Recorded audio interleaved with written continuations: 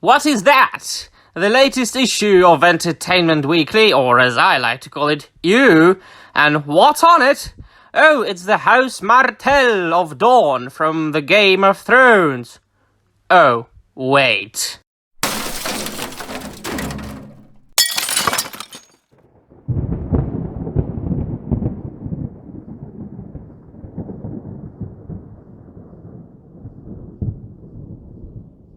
Wes Thuhan, Min Freyon, and welcome to yet another video. So, as you can see, the already infamous, abhorrent version of the Númenorians appears on the cover of the latest issue of Entertainment Weekly.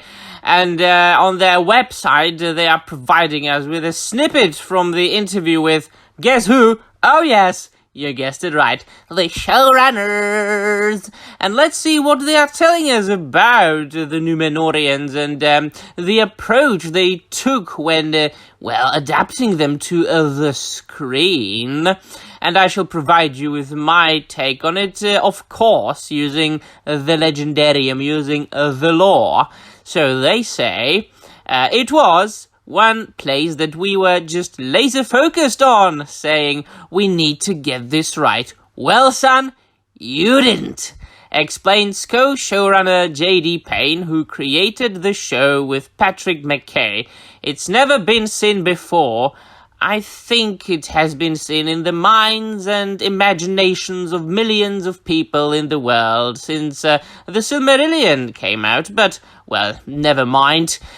Let us continue. People have some ideas of what elves look like or what dwarves look like and what those kingdoms might look like, but Númenor was in some ways a blank canvas.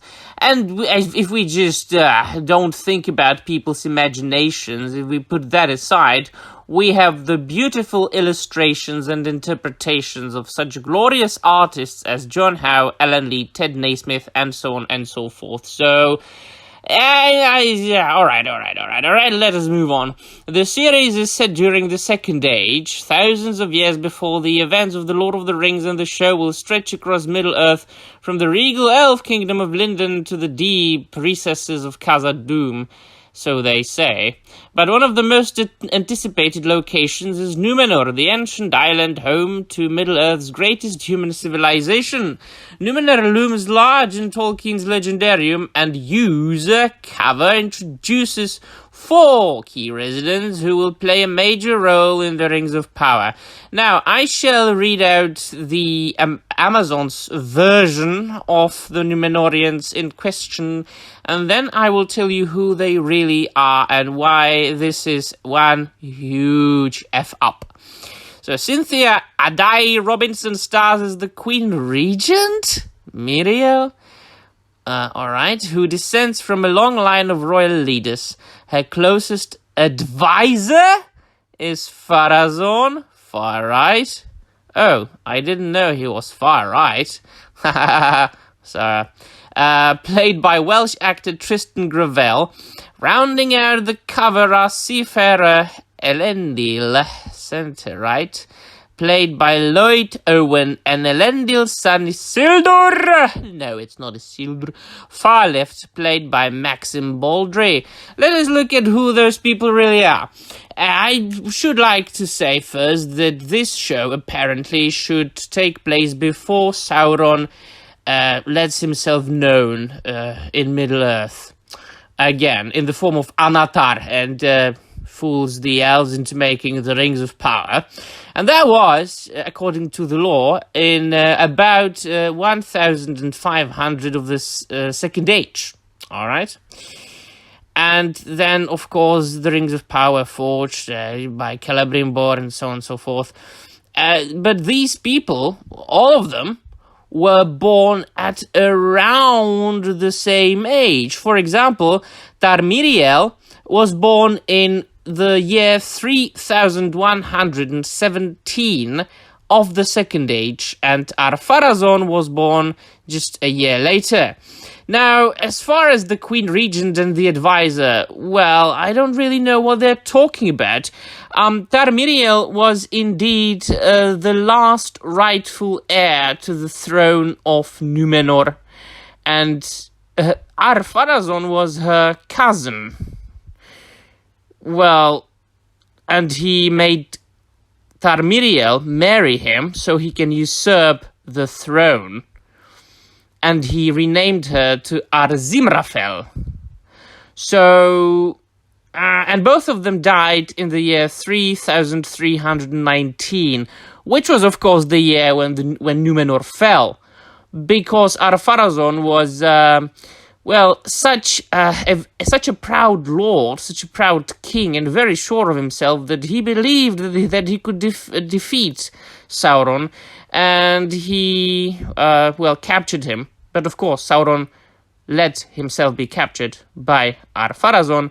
So, Ar-Pharazôn took Sauron to Númenor, and there he imprisoned him. But of course, Sauron, being who he is, he was the master of deception, and he faked that he was good, and he swayed a lot of the Númenorians to worship the Dark Lord Morgoth, and he persuaded Ar-Pharazôn to sail to Valinor, which was of course forbidden by the Valar, under a great doom and a curse.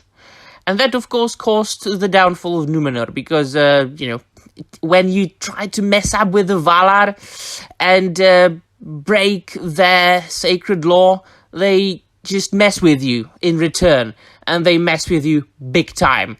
So Númenor was sunk, and they died. And that was 3,319, as I said. So there it is, the massive, time wobbly, and at the same time, people who shouldn't have met in the first place, they meet. Well, of course, not those four. Those four were able to meet, but I'm talking about Galadriel, which is a matter of another video. So, let me know in the comments down below what you think about this atrocity. Once again, it's not even breaking the law if there is no law in the show to be broken in the first place. But I'm just glad that at least one information or two have been officially proved, and that's the fact that Ar-Pharazôn isn't who he is in the book, Tarmiriel isn't who she is in the book, and they live in a completely different time from what they should be living in the books. Alright, let me know in the comments down below what you think, and that will be all. Thank you very much for watching, and Namarie.